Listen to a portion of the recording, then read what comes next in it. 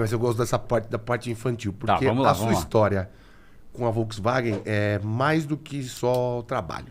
Sim. A gente já conversou isso fora, tal, gostava muito dos carros, sabia o que era, o que não era, o pai tinha, tal. E aí você teve a brilhante ideia de mandar uma carta. Então, essa cara, história é a melhor do mundo. essa história ela é muito Por legal. favor. Na verdade, assim, lá atrás, com 10, 11 anos, a minha paixão mesmo era futebol. Eu adoro futebol, né? E eu jogava e queria jogar profissionalmente, tinha isso na minha cabeça. E até, cara, acho que o meu envolvimento com futebol ele começa na Copa de 82. É uma loucura, né? Porque eu sou de 77, mas o meu pai, ele é italiano. Ele nasceu na Sicília, veio pro Brasil.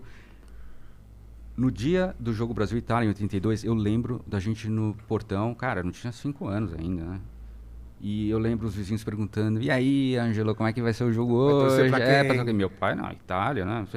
A gente foi num posto de gasolina, tinha bandeirinha, eu lembro no jogo minha mãe agitando meu braço, eu lembro do gol do Sócrates, eu lembro do gol do Falcão. Eu lembro de acabar o jogo e eu olhar para meus pais, mas e aí, o Brasil não vai jogar mais? E aí eu pegar minha bola e ir pro quintal chutar, e eu escrevia Zico com giz nas costas, sabe? Então, o futebol era uma paixão. Anos 80. Muito. E seu pai comemorou na sua frente? Demais, cara. Nem aí. Peraí que nós vamos chegar em 94. Calma. tem chão pra falar. Tem um troco. Tem um troco. Então, aí depois eu lembro do jogo, a final contra a Alemanha, foi 3-1, o Paulo Rossi também fez gol, né? E aquilo cresceu dentro de mim, assim, e eu gostava, e eu falava, eu quero ser igual o Zico, não sei o quê. Paralelo ao futebol, desenho, para mim, pro meu irmão, era uma atividade, assim, muito de parceria, de... Cara, entretenimento, assim, diversão mesmo, né? E a gente era abastecido com papel, canetinha, tudo, desenhava na parede, às vezes fazia coisa errada. Mas, diferente de hoje, que a molecada tem 1 milhão de opções, né? Principalmente dentro de um iPad, tem 1 milhão de aplicativos. Né? Ali, eu tinha o quê? Bicicleta, bola, carrinho de rolemã, né? Desenhar, era tudo muito mais prosaico, assim, né? Então, eu tinha essas duas atividades muito latentes, assim. Cara, eu fiz peneira no Palmeiras, joguei futebol de salão então, lá. Isso que eu queria falar. É difícil, né, meu? Porque eu mesmo, por exemplo, não sei desenhar nada. Tipo, eu, igual você, só fui atrás de bola. É difícil alguém que gosta muito de um esporte baixar a guarda e se concentrar numa coisa mais... Eu lia muito gibi e tal, talvez por isso escrevi muito tempo, mas era uma coisa assim... Futebol era 90%. Sim, eu ia pra escola pra jogar bola, cara. Eu levava a bola na mala, assim. Eu estudei no Salesiano lá, né? Então, assim, pra mim era a oportunidade de estar com outros meninos jogando e desenvolvendo. Tinha Olimpíadas, cara. Olimpíadas pra mim era um negócio que eu nem dormia, né? Ganhar medalha, futebol de salão, futebol de campo, jogava tudo que dava. O desenho, ele tava ali pau a pau com isso, mas eu tinha na cabeça que eu queria jogar. Tanto que meu pai levou eu e meu irmão a fazer peneira no Palmeiras, jogou futebol de salão, meu irmão era goleiro, a gente começou a passar, e aquilo começou a tomar um certo espaço, só que meu pai, como é um cara acadêmico, né, biólogo, ele sempre falou... Vocês têm que estudar, vocês têm que ter um diploma. Exato. Ele dava muito exemplo do Sócrates, para mim, do Tostão, caras que, né, tinham um diploma, conseguiram exercer uma profissão depois da carreira de futebol. Exatamente. Mas, no fundo, era muito raro tudo aquilo. Cara, chegou um dia que meu pai parou de me levar no futebol? No Parque Antártico, aí que eu jogava naquela quadra lá, que tinha um distintivo do Palmeiras. E aí o futebol tomou uma outra proporção ali e eu continuei desenhando. Um dia eu tava jogando bola no quintal com meu irmão. Meu pai desceu com um jornal. Era folhinha, né? A folhinha era o encarte da Folha de São Paulo de domingo, né? Para criança. Para quem não sabe, jornal, né? Papel grande, tinha impresso. Estadinho também. Tinha estadinho também, né?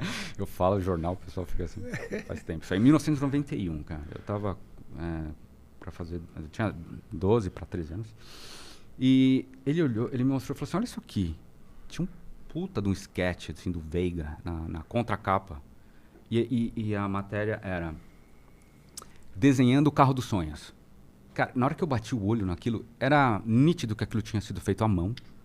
Era muito expressivo, era um carro conversível, 3/4 de traseira. Cara, eu lembro assim, mas cristalinamente aquilo, né? Uma coisa... E aí ele falou, olha isso aqui, meu, isso aqui é uma profissão. Até então, eu desenhava carro com meu irmão por hobby.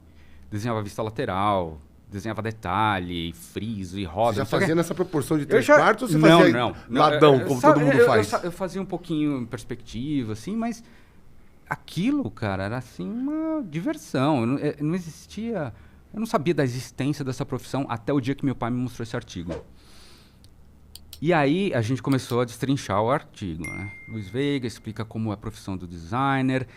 E ele falava naquele artigo que era muito comum as crianças mandarem cartas para a Volkswagen dando sugestão de ideias para produtos e pediam feedback dos desenhos que eles mandavam. Por isso que aquele artigo estava no caderno de crianças, porque tinha uma relação com as crianças, né? Cara, aquilo ali foi assim, ali abriu uma porta, eu falei, pô, não, peraí. Ele tá falando que a molecada manda carta, que ele responde, e tem um desenho fantástico desse, isso aqui pode ser uma profissão. Cara, disparou, porque assim, muito cedo, eu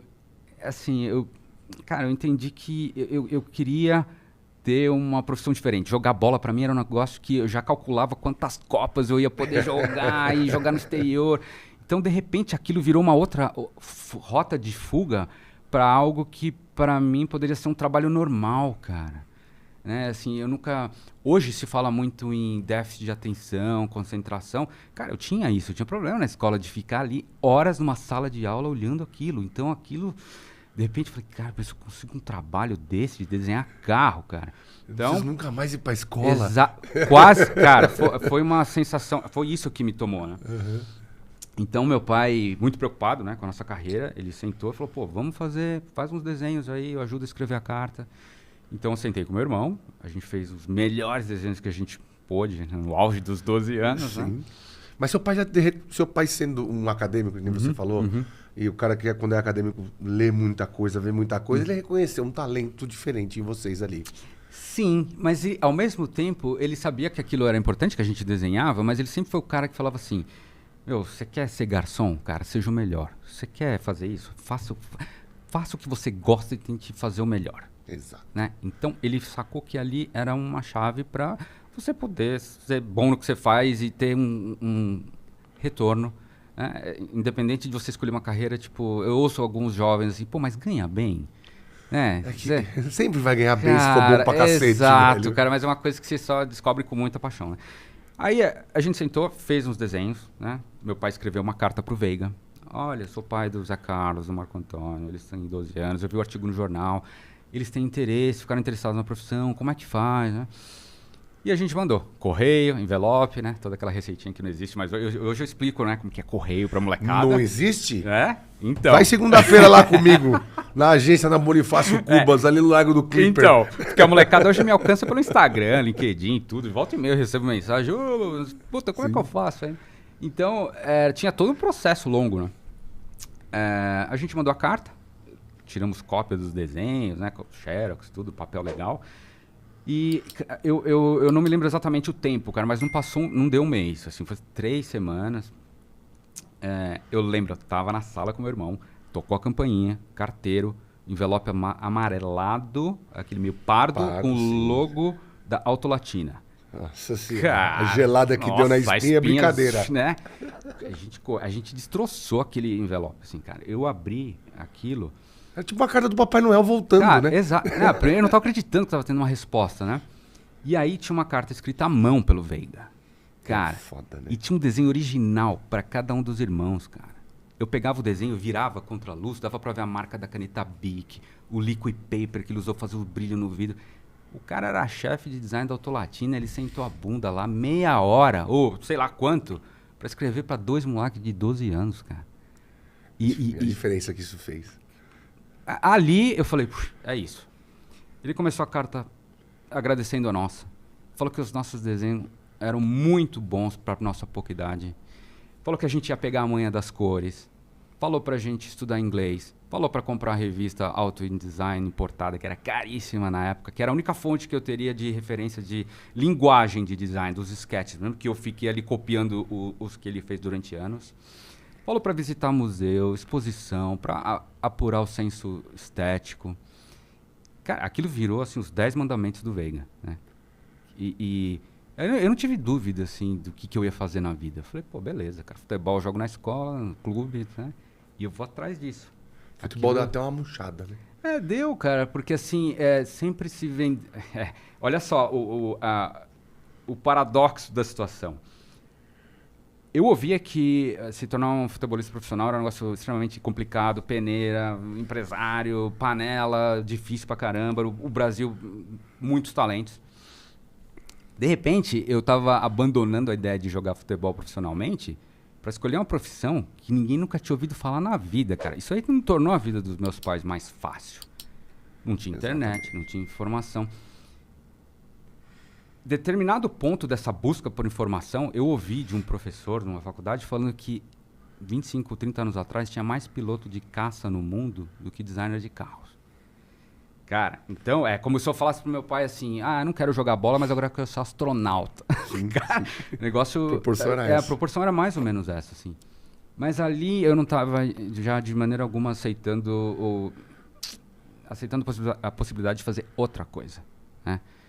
Então eu encarei aquilo, o elogio, aquela injeção de ânimo que veio de, uma resposta da indústria, assim, de um cara fera. Não, e da marca que você parava pra ver. Exatamente, cara. Então aquilo ali foi assim, abriu a porta e nos anos seguintes a gente manteve comunicação com o estúdio da Autolatina, Volkswagen, porque depois acabou separando. E aí outros designers foram respondendo as nossas cartas, a gente começou a fazer desenho, sei lá, CorelDRAW, primeiras experiências digitais, assim, essa transição.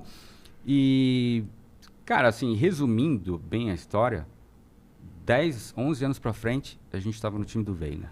Nossa senhora,